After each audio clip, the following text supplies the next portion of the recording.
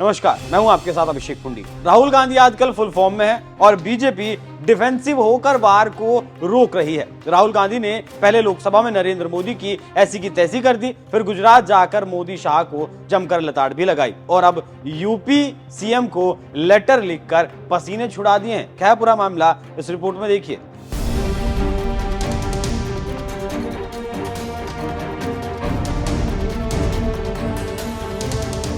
2024 लोकसभा चुनाव के बाद राहुल गांधी अलग ही रंग में दिख रहे हैं और बीजेपी नरेंद्र मोदी बैकफुट पर आ गई। इसका अंदाजा लोकसभा में राहुल के भाषण से देखा जा सकता है, जिसकी गूंज अभी भी सुनाई दे रही है। राहुल गांधी ने पहले संसद फिर गुजरात जाकर मोदी शाह की धज्जियां उड़ा दी, उसके बाद योगी को निशाने पर लिया। बात दरअसल ये है कि आप जानते हैं कि हाथरस कांड क्या है और कैसे एक सत्संग में 121 लोग मारे गए। इसी को लेकर सियासत तेज है। इसके साथ ही साथ यूपी सरकार की आलोचना भी हो रही है। हाथरस कांड को लेकर राहुल गांधी पीड़ितों के परिवार से मिलने गए और उनकी मांग को सरकार से पूछा। इसी को लेकर अब दिल्ली आकर राहुल गांधी ने योगी आदित्यनाथ को हाथरस कांड को लेकर पत्र लिखा। पत्र में राहुल गांधी ने कहा कि हाथरस में भगदड़ हादसे से प्रभावित पीड़ित परिवारों से मुलाकात की, उनका दुख महसूस कर और समस्याएं जानकर उत्तर प्रदेश के माननीय मुख्यमंत्री योगी आदित्यनाथ जी को पत्र के माध्यम से अवगत कराया। मुख्यमंत्री जी से मुआवजे की राशि को बढ़ाकर शोकाकुल परिवारों को जल्द से जल्द प्रदान करने का आग्रह किया। इस दुख की घड़ी में उन्हें हमारी सामूहिक संवेदना और सहायता की आवश्यकता है।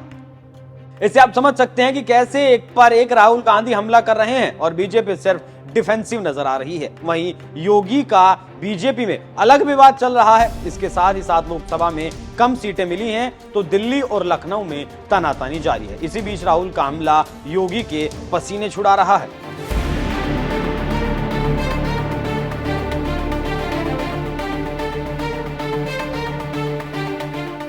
राहुल गांधी के भाषण को लेकर तरह तरह की प्रतिक्रियाएं सामने आई। कुछ राहुल के भाषण को हिंदू धर्म की बेइज्जती के रूप में देखते हैं तो कुछ राहुल के भाषण को शानदार मानते हैं और कह रहे हैं कि पहली बार लोकसभा में बीजेपी कमजोर साबित हुई। और जब राहुल गांधी बोल रहे थे तो नरेंद्र मोदी बार बार, अमित शाह 2 बार, अग्निवीर मामले में राजनाथ सिंह 2 बार, भूपेंद्र यादव, शिवराज सिंह चौहान और वित्त मंत्री ने उनके सवालों के जवाब दिए। जिसके बाद कहा जाने लगा कि राहुल गांधी पहली बार जोरदार ढंग से देश के मुद्दों को संसद में उठा रहे हैं और उसका असर भी हुआ और कई अग्निवीर लोगों की चर्चा होने लगी, किसानों और कृषि की बात होने लगी। इसके साथ ही साथ नीट परीक्षा पर जो सरकार झुकना नहीं चाहती थी वो सरकार झुकने को अब तैयार है। इसके साथ ही साथ मोदी राहुल की ये अब तक की सबसे ताकतवर भिड़ंत है जिससे मोदी हार चुके हैं और जनता राहुल गांधी की खूब सुन रही है। इसी से आप अंदाजा लगा सकते हैं कैसे मोदी परेशान है और राहुल गांधी कैसे बीजेपी और मोदी को तहस नहस कर रहे हैं।